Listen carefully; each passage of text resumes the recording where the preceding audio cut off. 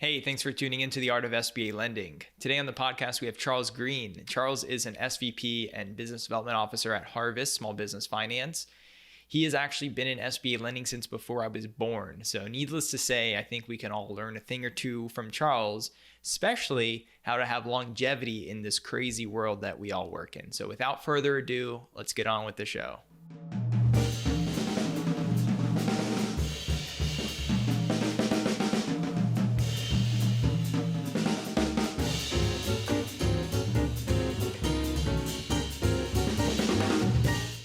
Hey, Charles. Thanks for joining. How you doing?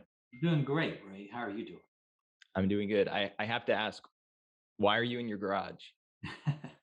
I've been remodeling my home since January, and I needed to get out of the extra bedroom. So moved out here, and then I began remodeling out here to stay. All right, man. Good. Well, whatever works for you. I appreciate you hopping on. We're friends in the SBA space. We've worked together in the past, and I appreciate you coming on because you've been doing this a lot longer than I have, and a lot of my listeners have. So you have a lot of wisdom to share with us, and I hope we can tap into some of that today because it'll help us as we go forward in our careers, and hopefully they're as long as yours. How did you get into SBA? I was trying to accommodate a client requesting a dry cleaner loan in a leased space, and it was very young in my lending career. And the bank president where I worked said, "Well, we wouldn't do that unless it had an SBA guarantee with it." And I asked, "What's SBA?" Our bank at the time had about five of them, although we're in Atlanta where there's a district office. And he wasn't opposed to them, he just wasn't a big proponent of them. And so I called the district office. They mailed me a application form, which was a pretty thin envelope and three or four forms to fill out. I did that.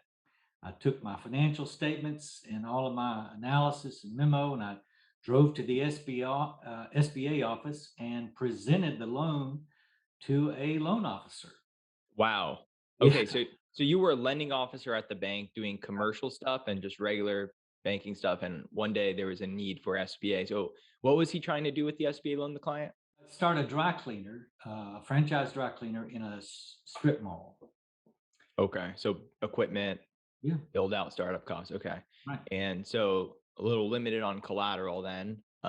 Probably didn't have 50% to put down. So the bank suggests the SBA. And at that time, you had to, it sounds like you had to like climb a mountain to get to a finish line to do an Actually, SBA it was loan. a lot simpler. I literally filled out three or four sheets of paper on their forms by hand and took it with my own analysis and collection of financial statements and our memo and drove down to the SBA office. They directed me to a loan officer or a loan specialist, as they would say today. And he just opens it right up, says, "What you got here?" And he asked me a few questions. We talked about it and I left. I got a phone call 3 days later that it was ready to pick up. My authorization was waiting on You're kidding. me. So throughout, it's so weird because I mean, I've been doing this since 2011, 2012, somewhere around there. And my experience is just so different than yours because I've experienced it getting kind of, I mean, I won't say easier, but the I guess appearance has been like, oh, we're trying to streamline things and whatever. I mean, it hasn't actually gotten better. I think most of the efficiencies have been picked up on the lender side because of the technology or this or that, but it's still, a lot of legwork to get these done. So at some point, I guess it evolved from that. I think SBA evolved more than commercial lending evolved because I talk to some folks about commercial loans these days, and they're still doing an amazingly little amount of due diligence compared to what we do in SBA. Mm, But that's not because the SBA is so bureaucratic. It's because the SBA has been screwed in one more different way by a large population of borrowers over the years. They found a fix for it, and everyone else has to go through those hoops to avoid losing it in the same way. Whereas commercial lenders and hence commercial banks don't seem to learn those lessons over time and they fail.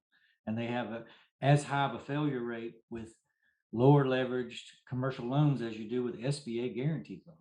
It's just so crazy how we have such different kind of points of view or experiences that we bring to the table when we go to a deal, when we go to a bank to work. Like I said, I've been doing it maybe 10 years, and every year, like started right, right after the Great Recession, 2011, I graduated college, I got into SBA, I learned it, I became a 7A lender, I went out, I built my business. I've made more money for myself every single year than the last year. I'm just going to assume that doesn't last forever, Charles.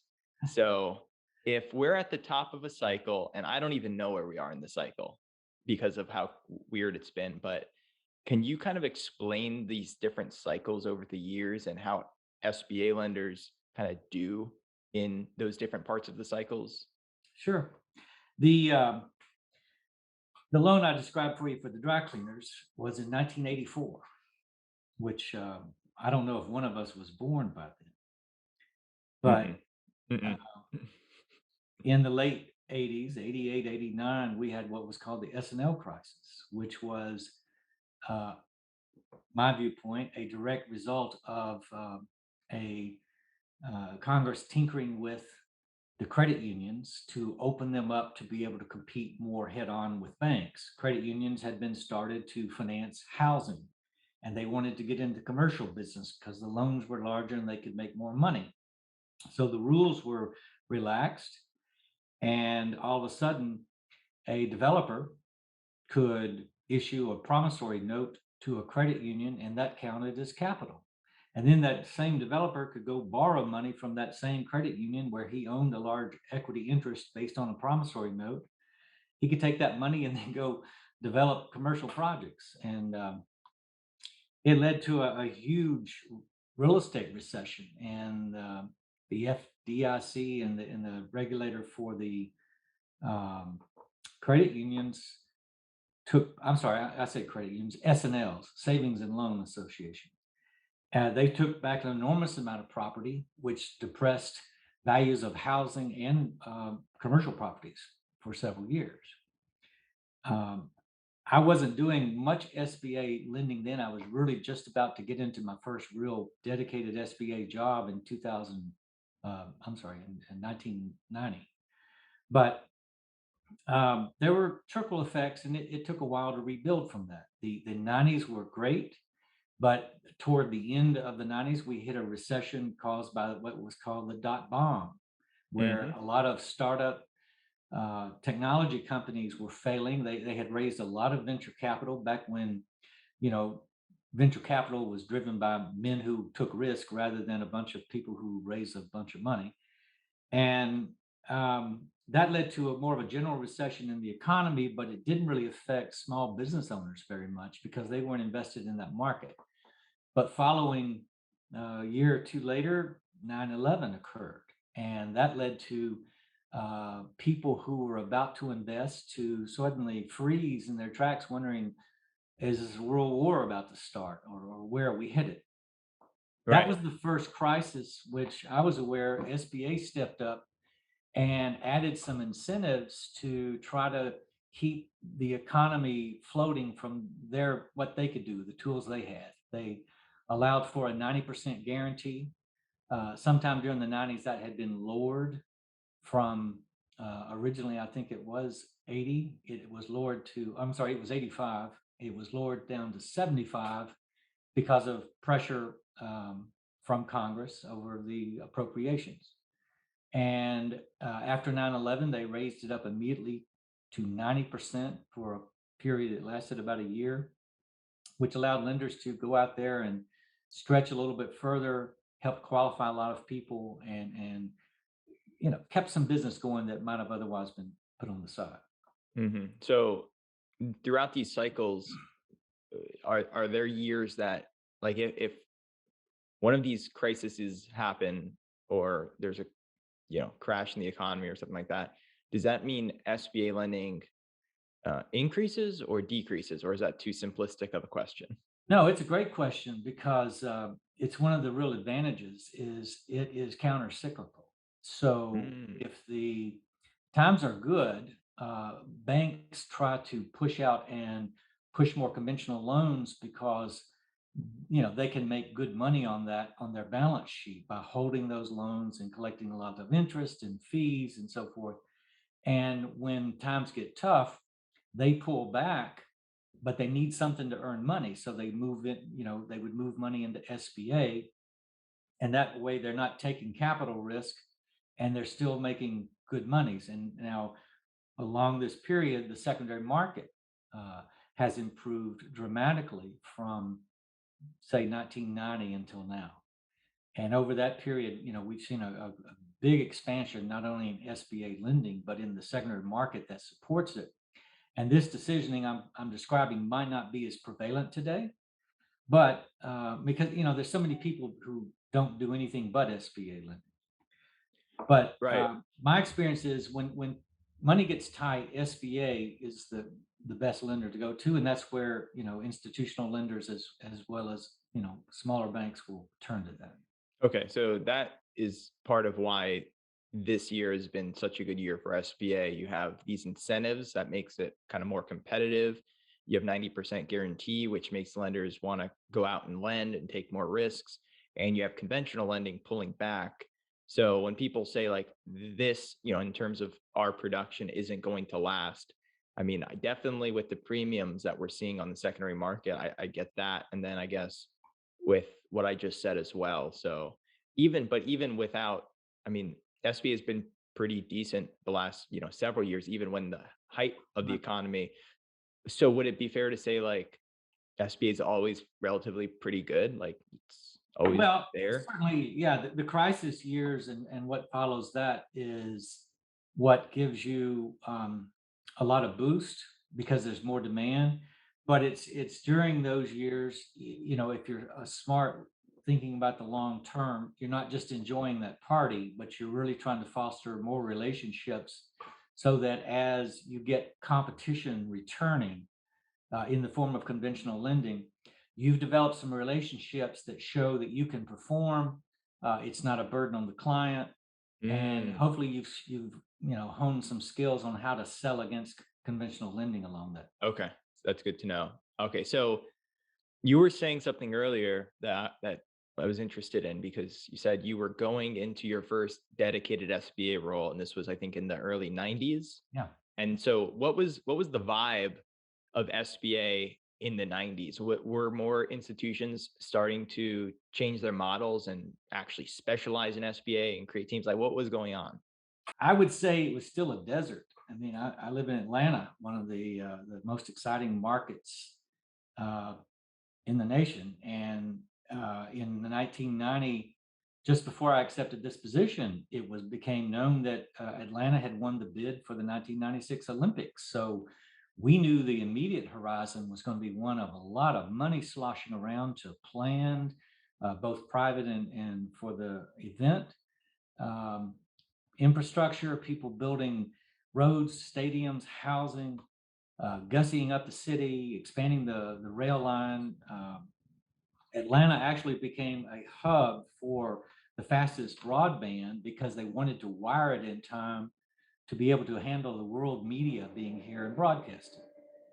So that was all going on. But in terms of people doing SBA loans, I'll bet there weren't 30 banks that made more than 10 loans a year in the Atlanta Wow. metro. And you had Trust Company Bank that wouldn't touch SBA loans. You had I think it was still Nations Bank, which was a successor to the old First National Bank of Atlanta. Bank South was still around there. They weren't involved in this marketplace. And there were just the beginnings of a couple of non-bank lenders who set up an office here, like IT&T. You may have never heard of ATT IT&T. Capital. No, IT&T, International Telephone and Telegraph, which was a like company similar to American Telephone and Telegraph. They had an SBA lending unit, as did AT&T. Was brand new in 1992, perhaps That's 93. right. So a lot of the lending was local, and if you had a lender in a market, it was local to the market. Now everyone's like, I feel like national, which is like crazy. Right, right. Um, and actually, two of your last couple of shops have been national non-bank lenders, and that's, a whole different game than the local Well, community but banks. what you may have missed some of the history on, see, back in the up until through the 1980s, you still had a lot of states that wouldn't allow a bank chartered in that state to cross the state line or merge with anyone across the state line. You had, like in Georgia, we had what's called unit banking, which was you could charter a bank in one county and you could branch anywhere in that county you wanted to, but you couldn't cross the county line. So you had banks like Citizens and Southern, our CNS, who came up with innovation that they would just start a holding company and own 30 different banking companies that were all based in one single county across the state. And it wasn't until the late 80s that they could actually merge those into one big larger bank so they could compete with the NCNB from North Carolina. Well, that became First Union. It's a lot of evolution in banking law that was reflected in how SBA lending spread as well. Okay. So that started opening because I know, there is a lot of lenders that are just notorious that everyone always still talks about, like the money store, Heller, CIT, GE Capital. These are, I guess, going into the, late 90s to early 2000s up into the Great Recession. The, I guess, industry started shifting more towards these national models with different offices and all these different markets all around the country. I think CIT had 100 BDOs around the country at one point, which I don't know that there's a lender today that's even doing that. It would be a fascinating history if someone would write it about the evolution of those 14 licenses and how they have changed hands constantly. You mentioned Heller and GE Capital. GE Capital, of course, owned by GE, they were making more money financing refrigerators than they were manufacturing refrigerators. And SBA lending was just another place to put some of that sloshing money they were earning. And they got into it in a big sort of way and then bought up portfolios when other lenders failed, and then ultimately had enough of it themselves to exit out pretty ugly. Heller, same thing. Heller was a asset-based lender, just a standard bearer back in the 50s and 60s, started by one guy who, just understood that business. So SBA lending was actually where they went out and bought a company in San Francisco called First Capital. Hence, you had Heller First Capital, and it was kind of foreign to the basic, decision-making apparatus for Heller. So that was a constant internal struggle as they tried to grow that business nationally.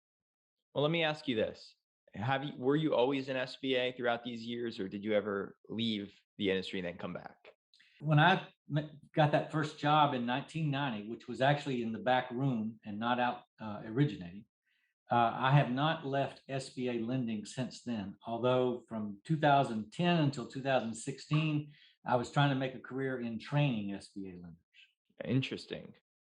Well, can we talk about that? I mean, that seems like very important, and we need that like today. Like, why did you stop doing that? The market really didn't care because after the Great Recession or the financial crisis, um, I spent 3 or 4 years building on-demand video with training from not just me but several other people in the business around a lot of issues related to uh, eligibility and size standards and blocking, Yeah, tackling cash almost like a flow. almost like a course. Yeah, it was a series of about 50 videos, and the market just really started becoming stronger and better. And it's a very odd industry. The SBA niche is people would rather pay a larger salary to get somebody who presumably is going to produce today than they would take someone who's on a much more modest expectation of salary and commission and train them and groom them on how to be better tomorrow.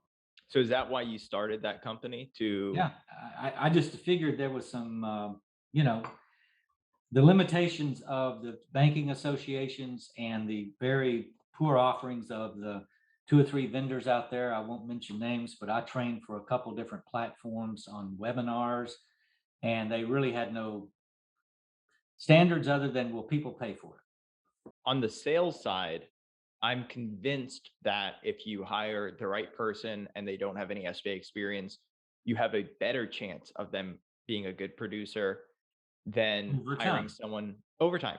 And Javier was on the podcast. He's a director at a bank here in Florida, and he's hired two guys under him. And one was in commercial lending and then came into SBA. The other had no lending experience, but they're both here. They're putting up numbers, 20 million, 30 million, something like that annually, which is outperforming the nation's average. Um, and then you have underwriters and closers. And I get that, the training there needs to be because they keep the salespeople in line, we'll say. But look at the short, Charles, this is your fault. The shortage right now is your fault because you gave up on that training. Dude, but seriously, like we have underwriters, we don't have enough. Closers, we don't have enough. Everyone's hiring. We need X amount of years experience. Where are the training programs? Like It's in the why? lack of fortitude. If the industry and the industry's trade association really made a commitment to doing something other than earning a hot dollar today, you would have investments in training. I mean, you have Nagel that does a road show, and you have some state associations that do a conference once or twice a year, and those are helpful, but that's not really training someone to really go deep dive into understanding really what they do.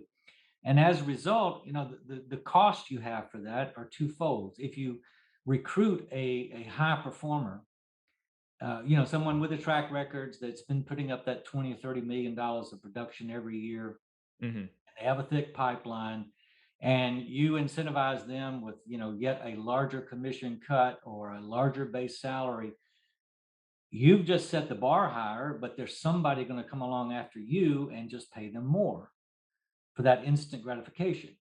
Whereas if you built an organization around, number one, aspiring for everyone to really understand what they're doing and grow as the organization grows and keep them incentivized to retain them, I think you could grow a very powerful shop. But the problem is we have this secondary market that's just ungodly, and everybody wants to get what they can as quick as they can before it all ends.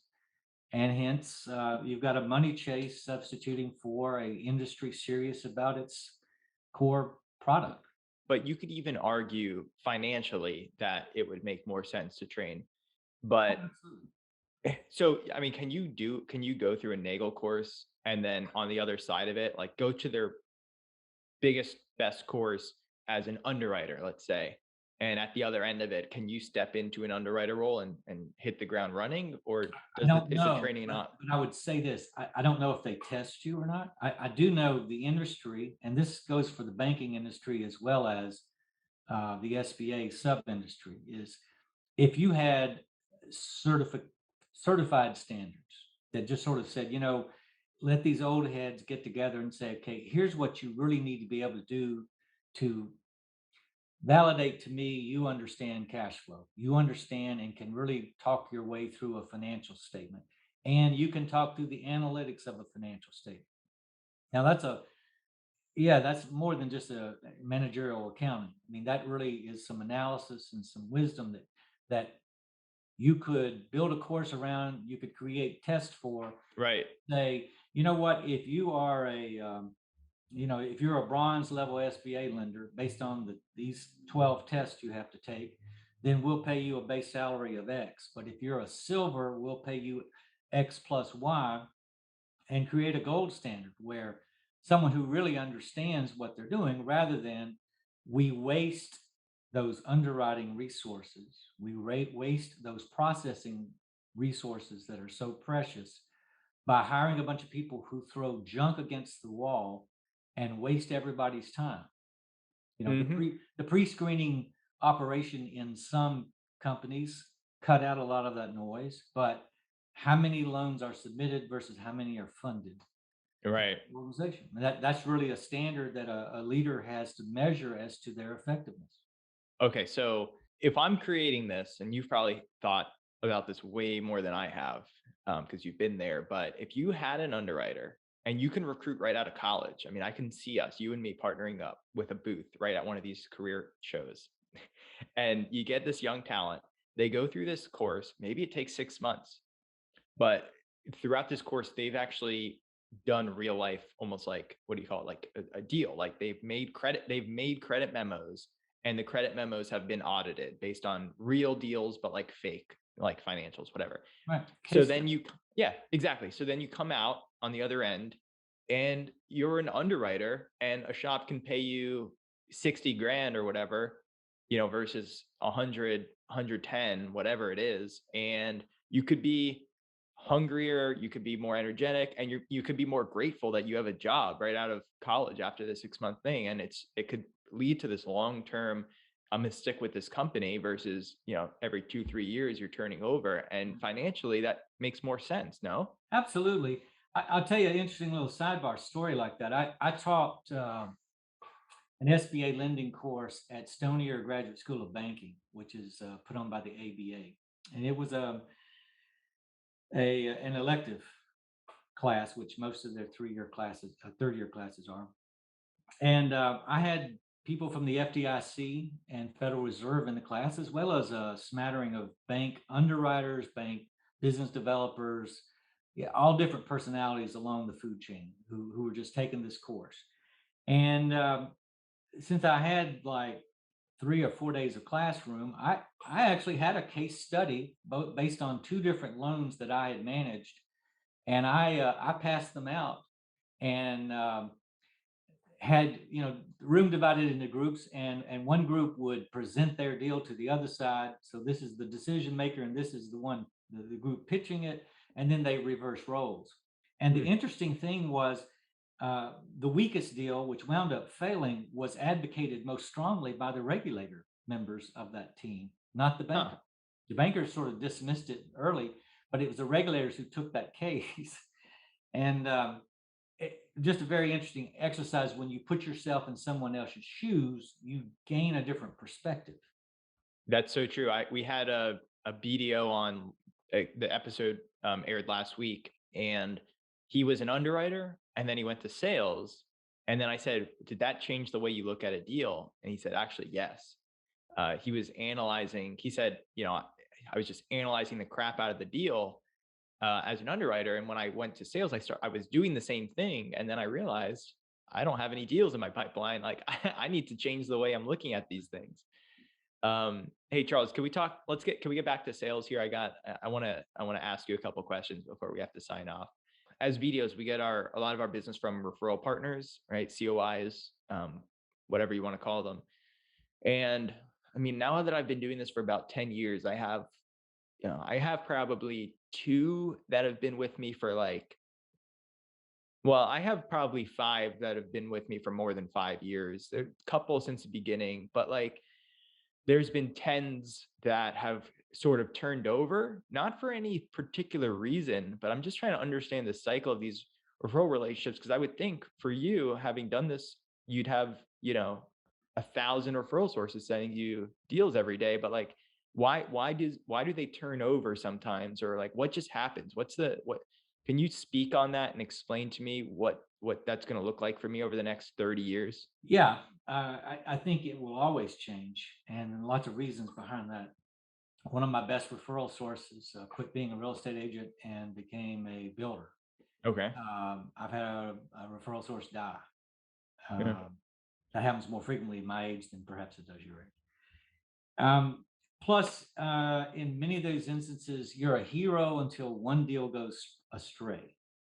And deals can go astray for a lot of different reasons, as you know. And I can't even remember how many reasons that has been. But when you um, lose a deal for a very good reason, something the borrower didn't disclose, your company just can't stomach the deal, um, your best efforts to accommodate both the referral and the client don't work out, you may not hear from that person again. I'm a contrarian though, and I'm going to say something that a lot of your followers may not agree with, which Oh, is, no one's watching this. well, I know that today, but maybe somebody will tune into this someday, right? For both my education. But I don't pay referral fees. I don't pay. Whoa. That is controversial, Charles. Well, yeah, it is. But see, I don't go after, I mean, loan brokers are people who have lending skills or experience, and they just don't happen to work for a bank. And I get that. I've done it. I had my own shop for 6 years, and we didn't charge borrowers. We essentially sold our production to the bank. They paid us fees, basically substituting for labor they didn't have to pay overhead to. Okay, and Heller First Capital, by the way, was our we had their Atlanta franchise, if you would. But the thing about when you've got real estate agents out there, they're getting paid already, and Mhm. usually more than you anyway. And when you start paying them, you're aid and abetting them in not looking out what's best for their client, but what's best for them. So it distorts their own management of their own client to the client's possible detriment.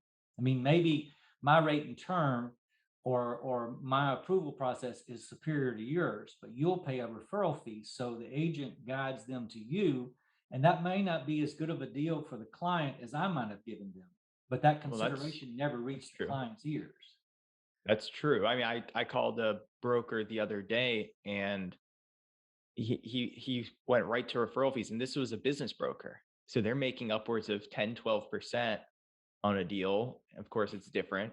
Um, but they sometimes they split it, right? But he's like, "Well, I got a guy here paying me 2 points. How But much can," he's like, "Can you beat that?" And I said, "No." And he's like, "All right, bye." What? well, but see, when you get into a relationship like that, and even if it's the 1% you've been paying for years to the same guy may come to you someday and say, "Hey, so and so over here is paying a point and a quarter. I mean, we've done a lot of business together, Ray, and I like you, but I mean, I got a family to feed. Can you pay me a point and a quarter too? Or, when does that become a point and a half?" And it's better to keep it channeled in the lanes that it's channeled. Now, um, you and I just did a loan together. Two, as a matter of fact. One is I called you up and said, I got this guy calling me. It sounds like a good deal. My person who called me is a very good friend and referral source. And I just gave you a name and a telephone number, handed you off. My expectations were zero. And you graciously sent me 2 bottles of wine, which, by the way, didn't last long, but I appreciated it. But I really did that for my buddy who's the business broker handling that transaction. And that, I mean, to me, I shouldn't have gotten anything for it. I did a favor for my friend and they got something, they made it work, and you handled them very well and were rewarded for it. The difference is if I bring you another client, like we have another client in common, where I have done the work. I have gathered all the information. I've gone through the mind-numbing process of listening to all the stories, asking all the questions, assembling those 90 documents, submitting them, and then managing his responses and keeping him in line to get everything you need. That's different. Okay. And you're paying for a service there. When you get a loan from a business broker or a real estate agent, they're not doing anything for you except giving you a name and a telephone number. They don't come to you with 4 years of tax returns saying, "Hey, I looked at this and it looks like it's going to work." They just give you a telephone number. Yeah, And you really help them as much because your financing gets them to a point where they're going to earn a commission. 100%. And by the way, you did earn your fee on that one, that we Well, did. let's hope I do. Um, okay, so yeah, so all those reasons make sense. I mean, you have referral sources that go away, get out of the business. You have referral sources that just say, "Hey, I had a bad experience for even though it might not even been your fault. I'm just going to go try someone over here."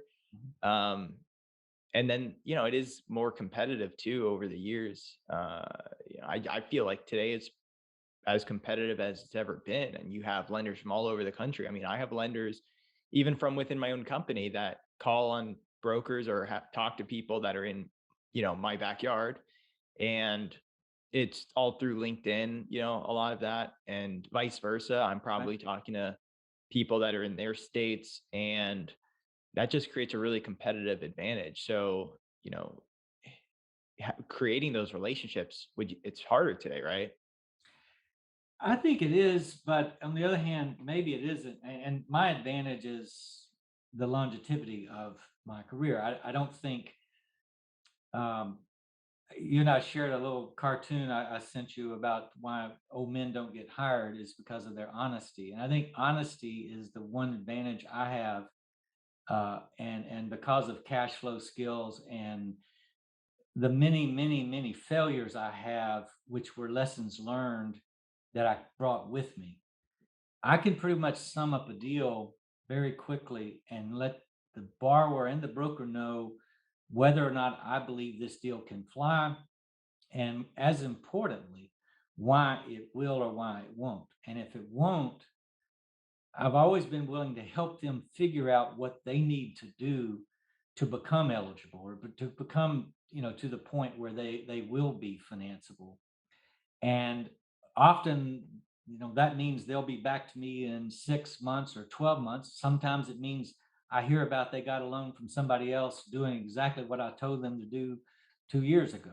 But either way, I sleep well at night and I make a great living. Part of that is, um so the longer you do this, and if you go in with the mentality like, I'm going to keep learning every transaction I do, I'm going to learn from that.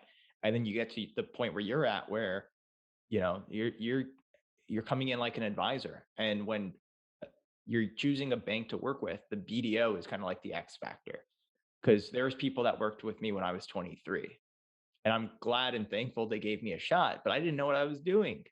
And they could have gone to you, who had been doing this for probably 25 years at the time, and gotten this value add component. So the referral sources that you work with, I guess, value that in you and then just choose you. And they're not, even though, a 25-year-old BDO from the other side of the country is pinging them on LinkedIn every other day, they don't care because they are happy with you. Right. All right. And you work for Harvest, which is a national non-bank lender. And when we worked together, it was at Ready Capital, which was also a national non-bank lender. Like, why at this stage in your career are you gravitating towards non-bank lenders? I guess I like the flexibility of um, someone more interested in my professional standards that I bring to the table and my production ability than am I sitting at my desk at 4 o'clock on a Friday afternoon, you know, or can I help somebody into a checking account? I've done both. Mm. I started banking in the mid 2000s and I had to worry about all those sorts of things and hiring 20 people to worry about those sorts of things. And I still was 60% of my bank's production loan wise. And the tough part in banking is not producing loans, it's producing deposits because you have to Mm. pay for all that. But the ReadyCap and the Harvest models are two examples of a whole new dimension that didn't exist 15 years ago, which is essentially a hedge fund puts up a base amount of capital that allows a couple folks to go out and recruit big lines of credit, and it becomes a true uh, I guess, full circle financing schematic, producing capital loans that ultimately wind up back with a bank somewhere. Dude, I forgot you started a bank. You're gonna have to come back on another episode, and we're gonna have to talk about that because we don't have enough time. But that's crazy. I wanted to leave with this. Okay. So you've been around the block, you've seen it all, you've done it all. I'm starting out. Well, I guess I've been doing it 10 years now, but a lot of other of my buddies are starting out that, listen to this. And I mean, not even just in the BDOs, but like I feel like burnout is like one of the things that's like everyone's worried about right now, because we're in front of our computer all day, like machines, like just cranking it out, nights, weekends. It's You can be more efficient with technology, so you can look at 5 packages a day and every day, and it's just crazy. And I mean, I definitely, you can't go on a vacation. I can't, like, I was in Mexico a couple weeks ago. I worked, I issued 3 proposals from my, phone, and I can't get away. And maybe that's just me, but I think it's a lot of people. It's like, how do you have a sustainable long career, not get burnt out, not burn bridges, and just, you know, be a, in the industry for a long time, and stay happy? Like, what are the keys to doing that? That's a very important question and a good one, Ray. This past year and a half, I, I've always worked hard. I'm an early riser, and I've put in many 10-hour, 6-day weeks in my career. I can't tell you how many Sundays I've worked as an SBA originator or a bank president or a credit analyst, very early days. But um, it's important to know that you do these things to have a good life, and you need to work as hard having a good life. And that means perhaps being very honest with yourself, number one, about how you do your job. Is it worth seeing 12 packages a week if ultimately you figure out over the term that 4 of those are actually going to close? How do you streamline that judgment, that time you actually invest in figuring out a deal? How do you streamline uh, producing the package to, and dealing with all the information we have to gather to submit an application? Uh, do you have referral sources that waste a lot of time? It may be that 80-20 rule where 20% of your referral sources are good for 80% of your business, and the other are just peddling noise. Getting rid of them, pushing them to someone else, or just giving them a higher bar to cross to get to you. Um, every night, my wife and I have an appointment. At 7 o'clock, we're going to sit down on our patio or in our living room for happy hour, and we reserve that time to where we're going to just catch up, talk, and let the rest of the day go away. No more bitching and complaining about what happened at work. Um, we start the evening, and that's where it goes. Um, that appointment, because it's a standing appointment, it disciplines me to get up and walk away. And if I can't finish something in time for that, because I've got 6 loans, every one of these pieces of paper back here are a list of stuff I need for a deal, then I can't finish it today. And the client will just have to understand, or the lender, the underwriter, the closing agent, somebody will just have to understand, because I'm doing this to have a good life. I'm not killing myself to kill myself. Okay, well, I'm gonna have to switch that up one of these days, because I'm doing the exact opposite. Yeah. But I 100% agree with you on, like, the 80-20 stuff. Like, and I've said it before, saying no is one of the most powerful things you can do as a salesperson. Mhm. So that's some great advice, man. I appreciate it. And I appreciate you joining today. It was great catching up with you. And I wish you luck this rest of the year. And we'll see where it goes, man. I survive. All right. Take care. Ciao.